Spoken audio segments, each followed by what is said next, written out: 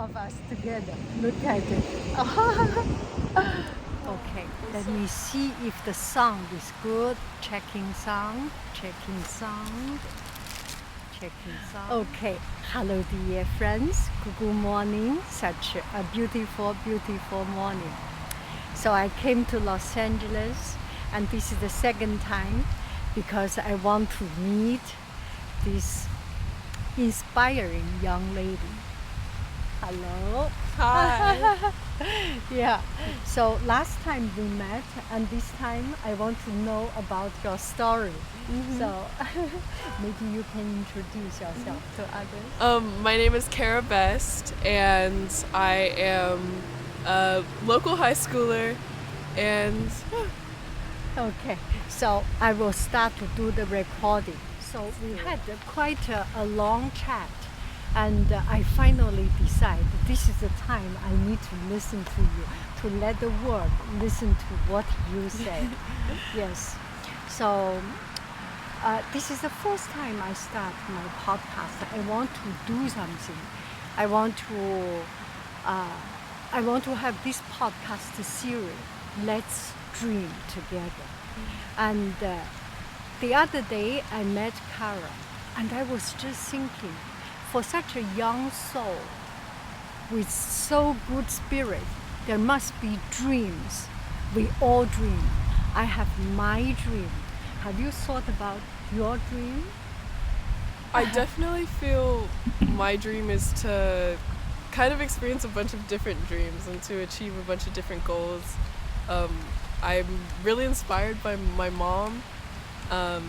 She really values education and kind of had this idea of like no matter what age she's in or what kind of era of her life she's in, she just continues doing what she wants, and she puts a lot of emphasis on telling me that I'm gonna experience so much, and I'm gonna in every phase of my life have different kind of goals that I want. And I feel like that's important at my age because they're putting a lot of emphasis in schools that like, oh, you're applying to a college, this is going to be your major, and this is kind of what you're deciding for the rest of your life. This is your career. This is kind of like in a book if you were to choose your like your guild in Harry Potter, and that's just what you're going to be for the rest of your life or something like that. And she really puts an emphasis on knowing like you're going to have so many different jobs, and you're going to meet so many different people, and you're going to live in so many different places. And it's so nice hearing her talk about her own experiences and just the different things she does. And it's kind of nice because we'll just be talking in like a normal like way or something, and there's just so much that I don't know about her and so much I do, and she's just lived so much that we could be anywhere at any time. She'll be like, oh, this reminds me of when I lived in France, and I'll be like, you lived in France? Or she'll be like, oh, this reminds me of like my mentor in med school who did this, and it's just so interesting because it feels as if she's like a cat who's lived 9 lives. And I think my dream is to be like a cat living 9 lives. So the other day I got friends asking, what is your dream? So I was thinking, my dream is always do something, curious about things. For example, suddenly I think about doing this podcast, and then I'm doing this, and always work with my hand. Maybe open a shop so that I can put my lemon curd. I can bake lemon curd every day. I can bake cookie every day, and doing things that keep me always active and keep me always engaged and be happy. And the other day I see you, I really feel that you are doing something you find so meaningful for you, especially what we have just talked about and what you are talking about, and your brother's work. Yeah, that's I definitely feel like, especially with like social media and kind of just like the culture of today, we have there's so many people saying they're scared to age or they're scared to grow up and they just want to stay young forever. But I'm just so excited to like experience every phase of my life, and I'm so excited to be in my 30s, and I'm so excited to be in my 40s, and so on, and just like every different just era, just take it on. And I never want to look back and feel as if I regret not doing something or not trying something or not learning something or not taking this class. And I'm not afraid, like, so what if I choose the wrong major? I'm not afraid to go back to college when I'm 40. I'm not afraid to go back when I'm 60. I just, and also just surrounding myself with people who carry that same mentality, I feel is very important. I'm not exactly picky with who I allow in my space, but I definitely think that I want to surround myself with people who have good energy and who care about me, and who also just have their like values and ideals figured out like me. And obviously I don't have everything figured out, but just like good grasp of like what do you value and what do you want in your space and what do you want for yourself. And my best friend, we're constantly talking about just like she loves the beach. And she's just like, I cannot wait to just grow old and just be in a house on the beach. And we're always just kind of making jokes like, let's like, I can't wait to grow old together and just like have a place on the beach. And she's really into karate and I've been learning Japanese, so we're like, let's live in Japan when we're just super old, and just like we can go to the market together and just like try so many different things and live in so many different places, because she's also from Spain. So she's just been everywhere in the world, and I just can't wait to, like, I want to travel the world. And I just feel like I'm never gonna be afraid to like change or be out of the moment. I feel like the most important part and the thing that makes us human and the most consistent thing in life is that we're always changing, and life is always changing. There's always going to be mountains and valleys, so you're always going to go up and down. And I don't feel scared for life to go on. I think maybe when I was younger I was like, I'm scared my parents won't find me cute anymore. I'm scared that my relationship with my parents will be less as I grow up. But then I'm like, maybe I won't be this little girl, but then I'll get to have conversations with my mom, and I'll get to I'll get to share ideas, and I'll get to, like, every age is going to be special for its own reason, and I'm excited to learn why every age is special. I did not plan anything, and I totally listened to you, and I forgot what I should ask. Something I should ask is just to follow you. And you are so good at thinking differently and bringing another direction. Actually, this time I see in you open up my mind talking about your experience. I just find something so inspiring to find something new, find some people new, find something that they do not share with you, but you can think back and open up something that is dormant, that is the sleeping of your conscious, bring it to life. So do you have some friends that think differently from you, but you actually learn even more or open up you? For sure. I always tell my best friend that when I met her, she unlocked a part of my mind. Because she just, when I first met her, we were in middle school, and it was like, I was thinking about just like kind of very like surface level things, and then she was just like, she would come with the most like philosophical questions and stuff like that, and that really got me thinking. Such as? Oh my gosh, we would like, some of them were kind of silly. Like, we would sit on the field, we didn't have a lot of friends, so it was just us, we grew really close, and we'd be like, if every human being sprouted wings at the same time, would it be a beautiful thing, or would people be discriminated against based on like how big your wings are, what color are your wings, or would there be like laws about it. You know, we would just talk about stuff like that. Or she's also, as I stated earlier, she's from Spain, and it was very nice having a friend. I'm African American, as we can see.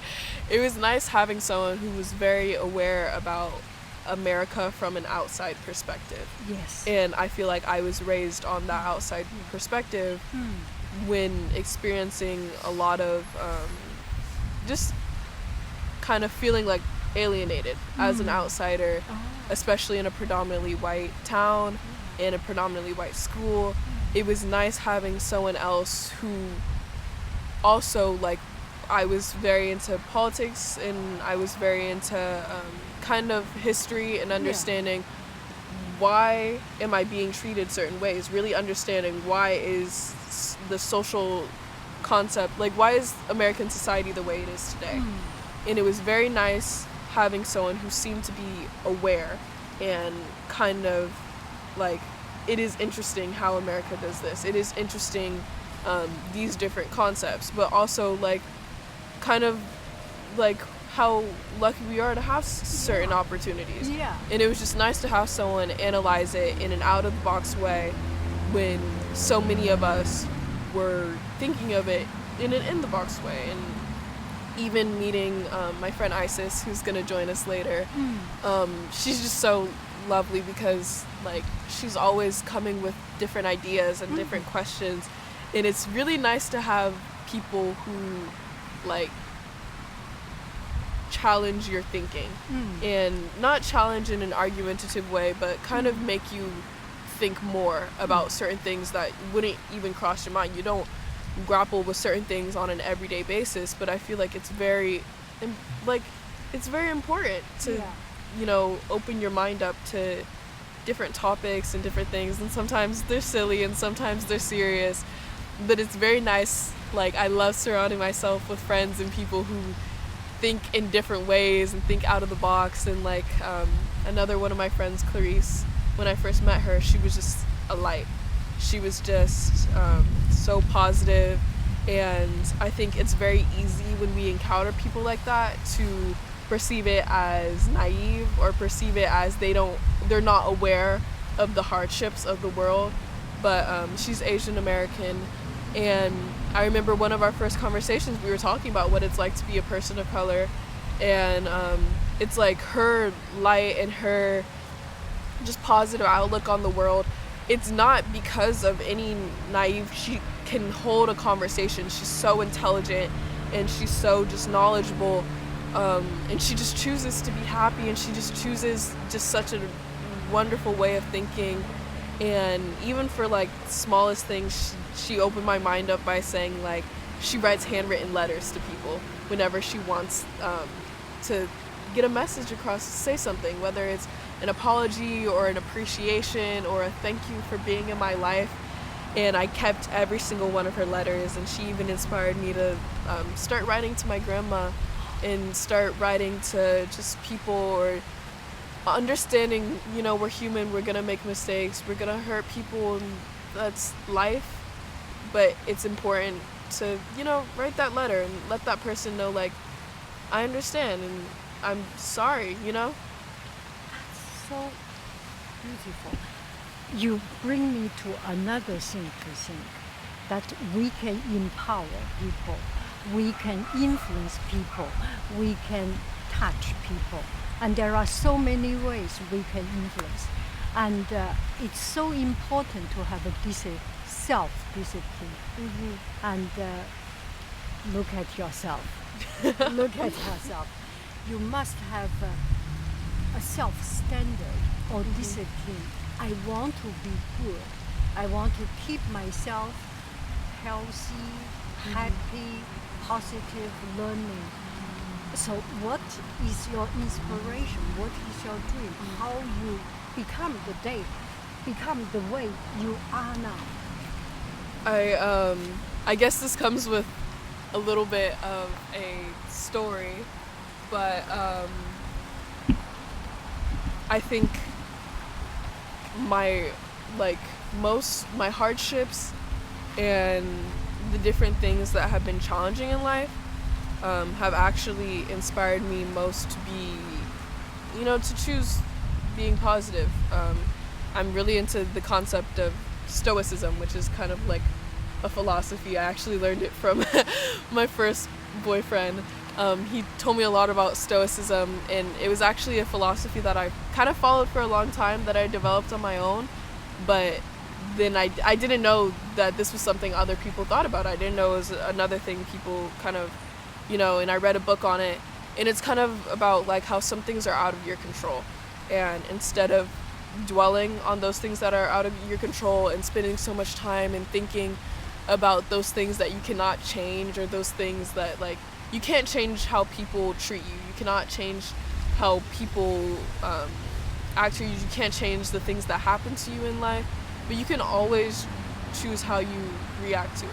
Obviously your feelings are always valid, things are going to make you feel a certain way, but after a while you can choose whether to dwell in it, and you can choose not to. And there was a point of time where I was choosing to dwell on it. I was suffering from pretty bad depression, and I felt very angry at the world based on a lot of experiences that I had. When I was younger, I lived in a conservative town, predominantly white, and I faced a lot of racial experiences, a lot of just very, very young age being called like slurs, or like even like friends' parents saying like, oh, you can't sleep over, like my parents don't, or people saying stuff to my parents about me, or like my family going into a new school and them saying like, oh, go back to Africa, or having problems with me wearing my natural hair in school, or calling me and my brother things like a monkey or something like that. It was just like really negative stuff, and at a young age not really understanding that. I didn't understand the history of it. I didn't understand kind of why I was being treated different, and that was very hard. I felt very kind of angry, because like what made me different from my peers, what made me less deserving of value, and what made me less deserving of being treated like a human being. And while I didn't understand it, I still saw it. I still I was learning what was happening, and which was always why I think it's kind of interesting today. I want to study political science, and I think it's very interesting when in political like situations there's a lot of people debating like, should we teach anti-racism in schools, should we do this, and a lot of like politicians saying like, oh, like kids are too young to learn about racism, kids are too young to have those discussions. But I feel like that definitely comes from a place of privilege, because it's like some kids are too young to even know what racism is, and some kids are experiencing it at those ages.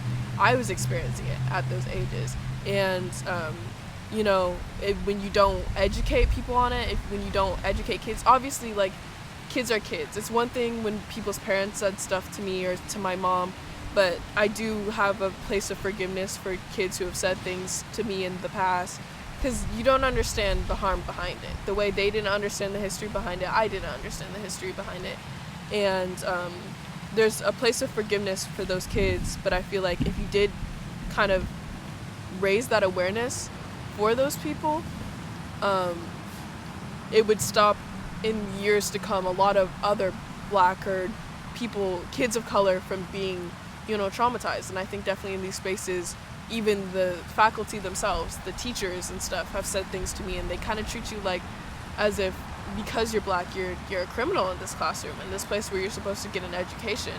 And for me, education was very, very powerful, because that's what my mom valued, to give me the opportunities that I have today. And so I was just very angry at the world for just like, why am I being treated like this? And then later on, I was diagnosed with a chronic illness, chronic migraines, which it's not fatal or anything, but I used to get migraines on a daily, and they got to the point where they were so bad that I would be kind of like paralyzed, or not kind of, I would be paralyzed from like shoulders down, or like the pain would be so hard that I would just completely like pass out or something like that. And again, I was just so angry on like, what did I do to deserve this? Like, I was just wondering. I grew up in a religious family, and I just stopped being religious because I was just like, how can a God treat me this way?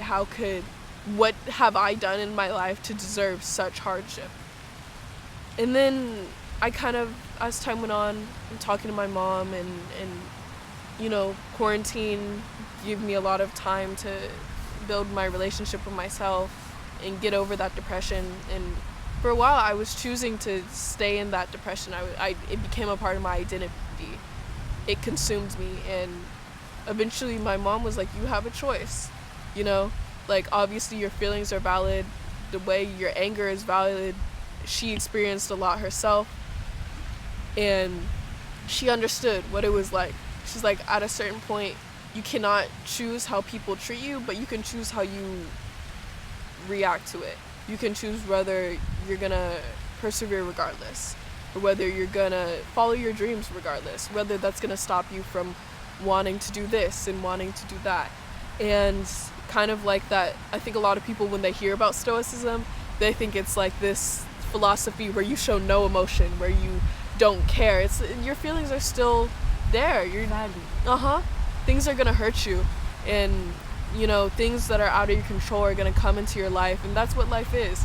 You know, life is built through those changes and those ups and downs. That's what makes us human. It's just kind of about how much are you gonna choose to let it have power over you. And you can't choose what other people say to you, but you can choose how much power they have over you, you know? And I think that was definitely something that inspired me, you know? Like, this was my, like, my self-discipline to just let myself choose happiness and let myself, you know, how can I turn this trauma into something good, you know? And that's definitely when I started getting into activism. That's when I started speaking at protests. There was a lot of Black Lives Matter protests going on, speaking in podcasts. I spoke on the news. Just a lot of different things, a lot of incredible opportunities that my trauma, I feel like before I let it become part of my identity, but in one way, but now I feel like I let it become part of my identity in a positive way, you know?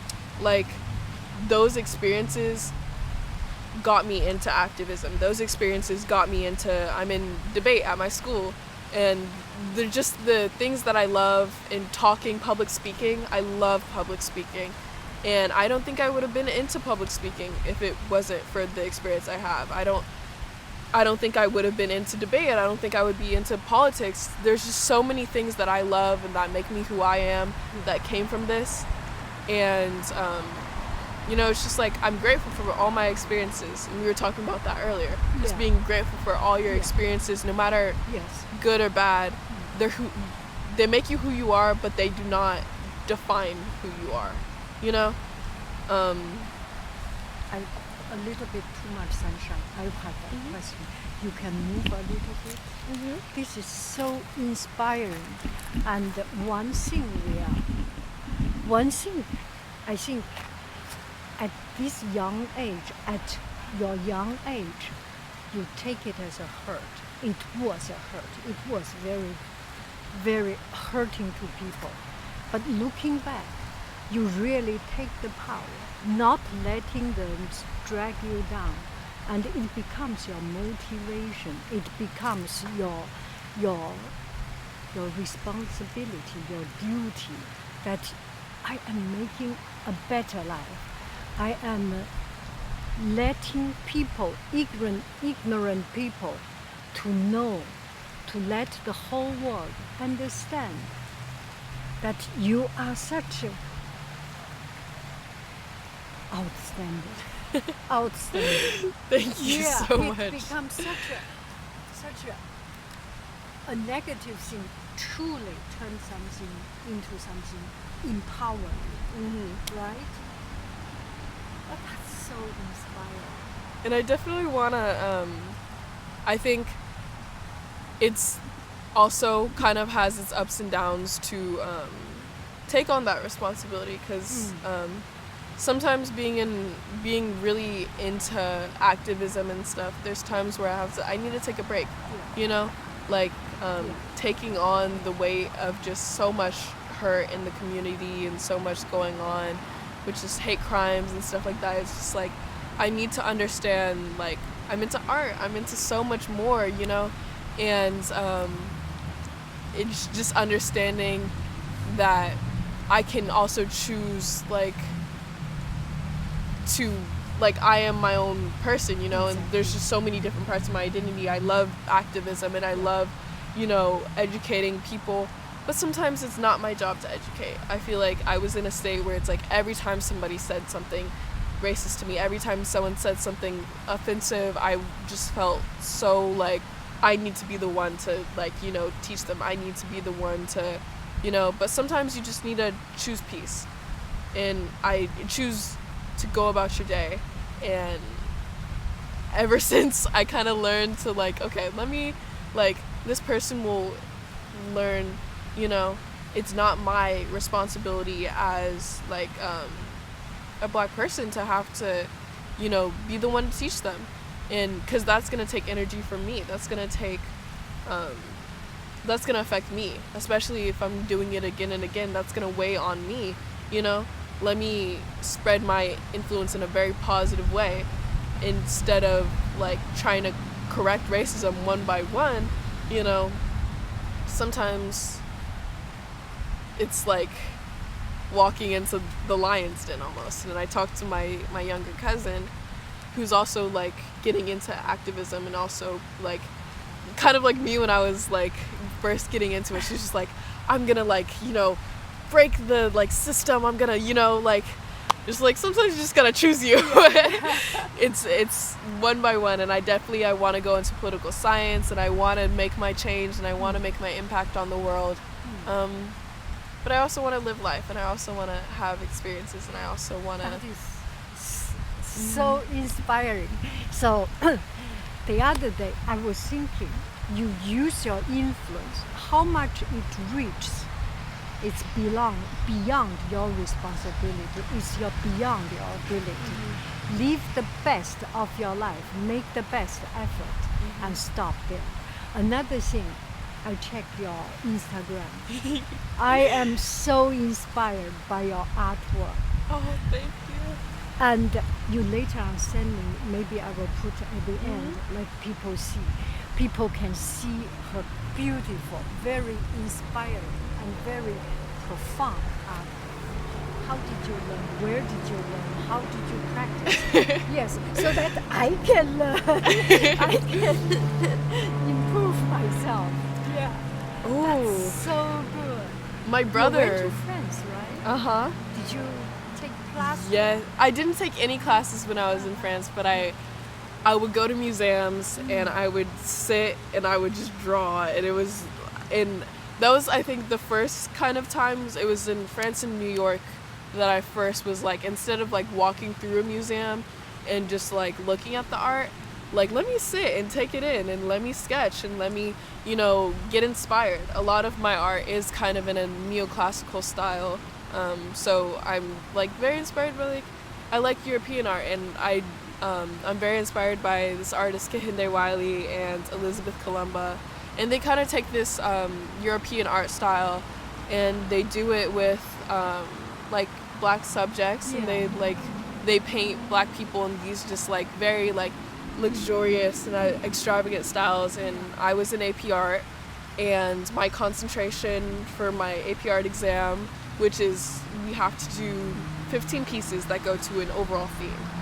And my theme was what is good representation, and how should black people be represented in art and in media. And it was a lot about how I felt just the different ways, like, black people are represented, like, stereotypes and different things. And each piece was kind of a commentary on like I have one piece that's about like femininity and how black women should be portrayed more feminine. Like I feel like a lot of media portrays them as like aggressive or like angry, and I wanted to make art that was like black women are emotional and they're feminine and we're human beings, you know? And I really wanted my art to reflect that. And towards the end of my concentration, my work got a lot more personal. I started doing self-portraits to really kind of examine my own experiences. And my second to last piece in my concentration was a very vulnerable piece about my personal experience, which is people like touching my hair and stuff like that. And it's a piece that I took my own reference for it. It was a picture of me and I painted it, and I had my friends come. I had braids and I had my friends come and just kind of like yank on my hair. And then that was just a personal piece. And then I followed it up with another self-portrait of me looking very confident and very secure, and just to show like throughout all of this throughout the overall all my pieces and the theme in my pieces, no matter how vulnerable it gets, no matter the subjects I touch on, these subjects make me confident in who I am. These things strengthen my identity, and I know who I am, and I have such strong black figures in my life, and I really wanted that final piece to be like, I am in my power and nobody can take that from me. And this concentration is not about how art and media takes power from us. It's how we are regaining our power over time, and how these pieces are made to empower black people. And not only we can paint art, we ourselves can be a piece of art, a representation of art, including to be silly, to be funny sometimes. What is happening to your eyebrow? Yeah, I so love it. I love it. my friend is very artistic with her makeup, and I had the idea. I was like, oh, like lately I'm gonna experiment with my makeup. I just got out of a relationship, and I was kind of always nervous to do different like makeup styles and express myself that way, because I don't know, I was scared of like embarrassing my ex in front of his friends and stuff, or I don't know. But after I this morning I do this with my makeup, I just put a line. My dad, he's like, Kara, you have some like chalk on your nose. I'm like I know. And he's like, so it's on purpose, like what does it mean? I'm like, oh no, it's just like, it's makeup, it's just to look cute. And he goes, you think it looks cute? Man. I know. And but I like it, you know? It I feel like it goes with the white of my shirt, and I just love like art. And I feel like, you know, like some people are like, oh, like they tell women like, oh, you don't need makeup, you're so beautiful, or you don't need to do this. But it's not to fix any insecurity. Makeup is not, it's an expression, it's artistic expression. And I just told him, like, just the way like you met my mom and she had her makeup on and you liked that, like she was expressing herself through art. Exactly. It's eyeshadow, it's eyeliner, it's, you know, I wanted to show my personality. I wanted to set me apart from those around me, you know? Perfect. I think, can you do some walk? The real walk. Or we can walk together. Let me put the camera the other way. We have done 33 minutes. Good job.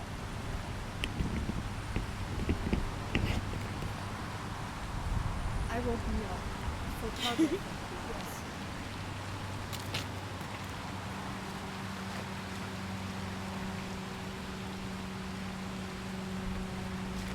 this. I worked it out. I think it's funny. A lot of people do compliment. Look at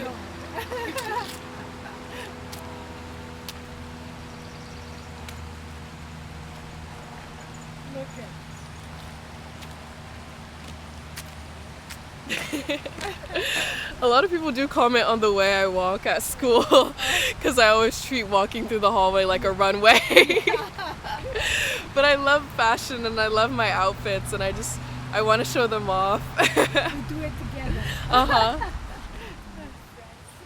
morning. Let me be silly again.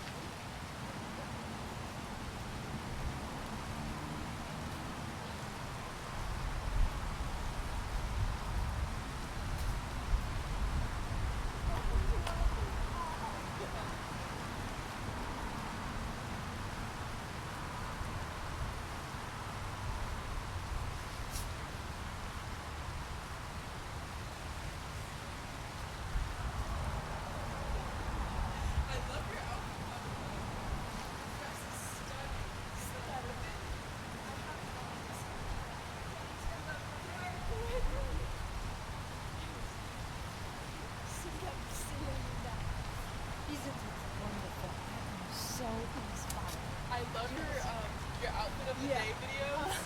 Oh my gosh. You're like my style inspo. Oh, beauty, beauty, beauty.